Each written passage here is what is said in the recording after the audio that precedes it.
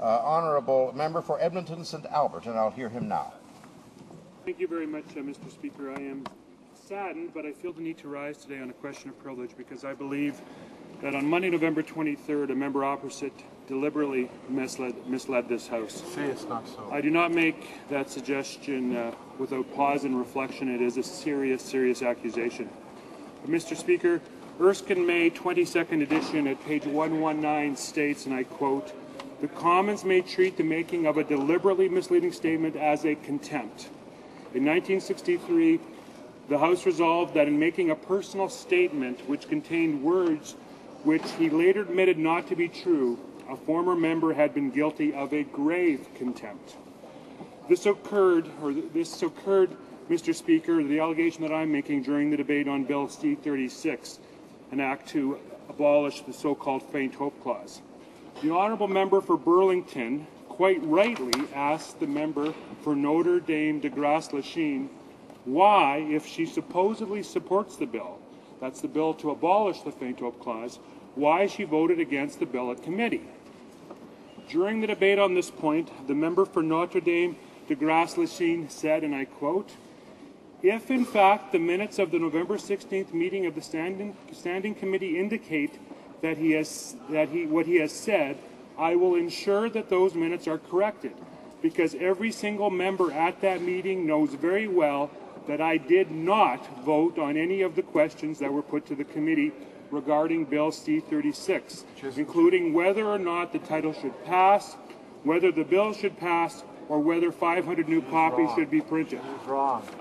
Well, Mr. Speaker, I am a member of that committee, and Mr. Speaker, I was at that meeting, and I and all other members know very well that in fact the member for Notre Dame de Grace Lachine, when asked in a recorded vote, shall the bill carry as amended, she responded no.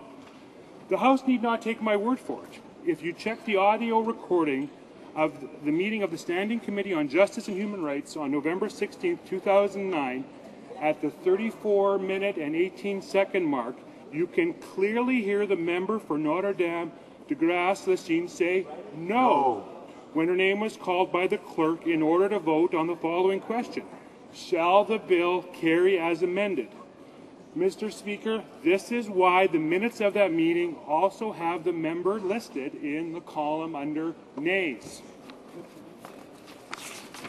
Mr. Speaker, I believe this is a clear case of the member from Notre Dame de Grace Lachine deliberately misleading this House. Yes, it is. Absolutely. I refer you, Mr. Speaker, to your ruling of February 1, 2002.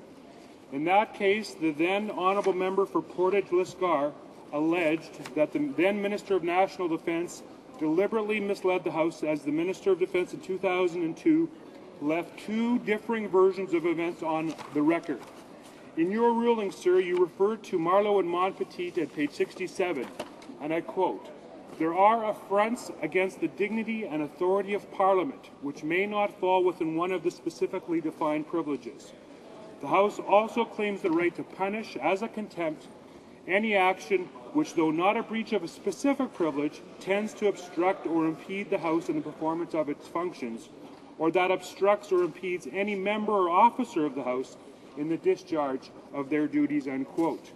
Later you went on to say, Mr. Speaker, "On the basis of the arguments presented by honourable members and in the view of the gravity of the matter, I have concluded that the situation before us, where the House is left with two versions of events, is one that merits further consideration by an appropriate committee, if only to clear the air." You then invited the honourable member for Portage-Lisgar to move his motion. Mr. Speaker, what we have here is a tantamount situation. We have two versions before Parliament involving proceedings on Bill C-36. The member for Notre Dame de Grace Lachine is recorded as voting against Bill C-36 in committee, and she has stated in House that she, quote, "did not vote on any of the questions," unquote. I would suggest, with due respect, sir, that as you did on February 1st, 2002, that you find that there is a prima facie question of privilege and allow me to move the appropriate motion, and I await your direction. The honourable member for Notre Dame de Grace Lachine on the same matter. Yes, Mr. Speaker, and I thank the honourable member for bringing the issue to the House. I just had received a transcript of the actual clause-by-clause proceedings of the Justice Committee, and I also had an opportunity, I just received this during question period, prior to him raising his point of order on a question of privilege, and I had an opportunity to speak with my colleagues both within my party and within one of the other opposition parties, and they confirmed that indeed I had abstained throughout, clause by clause, except for the final vote, where they confirm, as had been alleged by a member of the Conservative Party during questions and comments to me during the debate on C-36, that I had in fact said nay. So in that case, as I also stated, and the member did not mention, that if in fact I had voted, and it was accurate that I had voted, that I would apologize. I do in fact apologize. I was wrong in my recounting of the information. The member, I don't remember which, Burlington, was indeed correct. My memory was faulty. I apologize to this House. The records of the Standing Committee of Justice on clause by clause are in fact correct. I abstained throughout all of the votes except for the final vote, which stated, should this bill as amended carry? And it was a recorded vote, and I did in fact say nay. So there are not two versions before the House. There is one version, the version which was originally given by the member of the Conservative Party from Burlington. I apologize for having doubted his word, and I beg the indulgence of the House. I apologize to everyone. I have now corrected the transcript and the official record of the House of Commons that there is only one version. Thank you.